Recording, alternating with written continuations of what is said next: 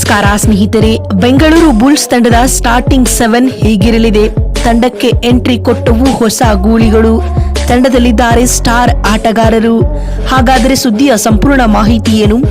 ಅಷ್ಟಕ್ಕೂ 2024ರ ಪ್ರೊ ಕಬಡ್ಡಿ ಸೀಸನ್ಗಾಗಿ ನಮ್ಮ ಬೆಂಗಳೂರು ಬುಲ್ಸ್ ತಂಡದ ಸ್ಟಾರ್ಟಿಂಗ್ 7 ಹೇಗಿರಲಿದೆ ಗೊತ್ತಾ? ಹೀಗೆ ಇದರೆಲ್ಲದರ ಬಗ್ಗೆ ಇವತ್ತಿನ ಈ ಒಂದು ವಿಡಿಯೋದಲ್ಲಿ ಕಂಪ್ಲೀಟ್ ಆಗಿ ತಿಳಿಸ್ಕೊಡ್ತಾ ಹೋಗ್ತೀನಿ. ಆದ್ದರಿಂದ ದಯವಿಟ್ಟು ಈ ವಿಡಿಯೋವನ್ನ ಕೊನೆವರೆಗೂ ನೋಡಿ ಸ್ನೇಹಿತರೆ.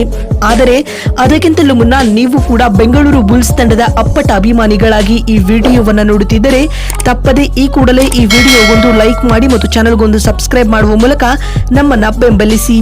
ಹೌದು ಸ್ನೇಹಿತರೆ, ಸದ್ಯ ನಿಮಗೆಲ್ಲ ಗೊತ್ತಿರುವಂತೆ ದೇಶದಲ್ಲಿ ಕಬಡ್ಡಿಯ ಗುಂಗು ಜೋರಾಗುತ್ತಿದೆ. ಆಗಸ್ಟ್ 15 ಮತ್ತು 16ರಂದು 2 ದಿನಗಳ ಕಾಲ ನಡೆದ PKL ಹರಾಜು ಪ್ರಕ್ರಿಯೆಯಲ್ಲಿ ಎಲ್ಲಾ ತಂಡಗಳು ಸ್ಟಾರ್ ಆಟಗಾರರನ್ನ ತಮ್ಮ ಬುಟ್ಟಿಗೆ ಕೆಡವಿಕೊಂಡಿವೆ ಸ್ನೇಹಿತರೆ. ಈ ನಿಟ್ಟಿನಲ್ಲಿ ನಮ್ಮ ಬೆಂಗಳೂರು ಬುಲ್ಸ್ ತಂಡವು ಕೂಡ ಸ್ಟಾರ್ ಆಟಗಾರರನ್ನ ಈ ಬಾರಿಯ ಹರಾಜು ಪ್ರಕ್ರಿಯೆಯಲ್ಲಿ ಖರೀದಿ ಮಾಡಿತ್ತು ಸ್ನೇಹಿತರೆ.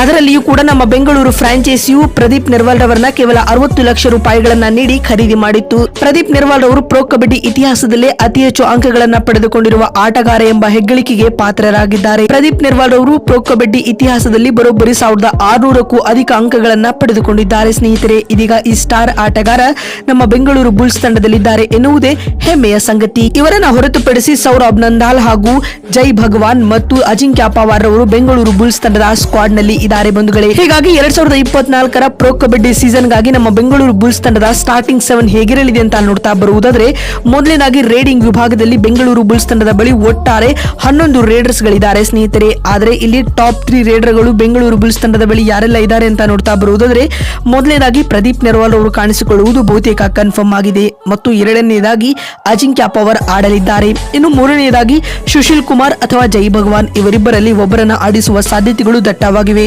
ಇಲ್ಲಿ ಜೈ ಭಗವಾನ್ ರವರನ್ನ ಸಬ್ಸ್ಟಿಟ್ಯೂಟ್ ಪ್ಲೇಯರ್ ಆಗಿ ಉಪಯೋಗಿಸಿಕೊಳ್ಳಬಹುದು. ಮತ್ತು ಡಿಫೆಂಡಿಂಗ್ ವಿಭಾಗದಲ್ಲಿಯೂ ಕೂಡ ನಮ್ಮ ಬೆಂಗಳೂರು ಬುಲ್ಸ್ ತಂಡದ ಬಳಿ ಸ್ಟಾರ್ ಆಟಗಾರರಿದ್ದಾರೆ ಸ್ನೇಹಿತರೆ. ಮೊದಲನೇದಾಗಿ ಲೆಫ್ಟ್ ಕಾರ್ನರ್ ನಲ್ಲಿ ನಮ್ಮ ಕರ್ನಾಟಕದ ಚಂದ್ರ ನಾಯಕರ್ ಅವರನ್ನ ಆಡಿಸುವ ಸಾಧ್ಯತೆಗಳು ದಟ್ಟವಾಗಿವೆ. ಆದರೆ ಇಲ್ಲಿ ನಿತಿನ್ ರಾವಲ್ ರವರ ಹೆಸರು ಮುಂಚೂಣಿಯಲ್ಲಿದೆ. ಹೀಗಾಗಿ ಇಲ್ಲಿ ನಿತಿನ್ ರಾವಲ್ ರವರಿಗೆ ಅವಕಾಶ ಸಿಗುವ ಸಾಧ್ಯತೆಗಳು ದಟ್ಟವಾಗಿವೆ. ಮತ್ತು ರೈಟ್ ಕಾರ್ನರ್ ನಲ್ಲಿ ಸೌರಭ್ ನಂದಾಲ್ ಆಡಲಿದ್ದಾರೆ ಸ್ನೇಹಿತರೆ. ಇದಂತೂ ಕನ್ಫರ್ಮ್ ಬರೆದಿಟ್ಕೊಳ್ಳಿ.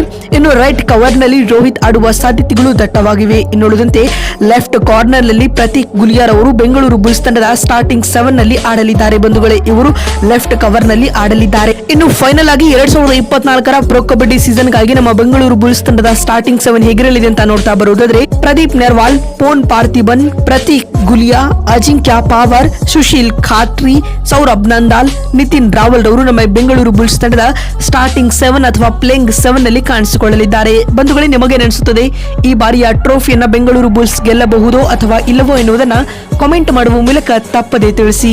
ಮತ್ತೊಂದು ವಿಡಿಯೋದಲ್ಲಿ ಸಿಗ್ತೀನಿ. ಅಲ್ಲಿವರೆಗೂ ನಮಸ್ಕಾರ.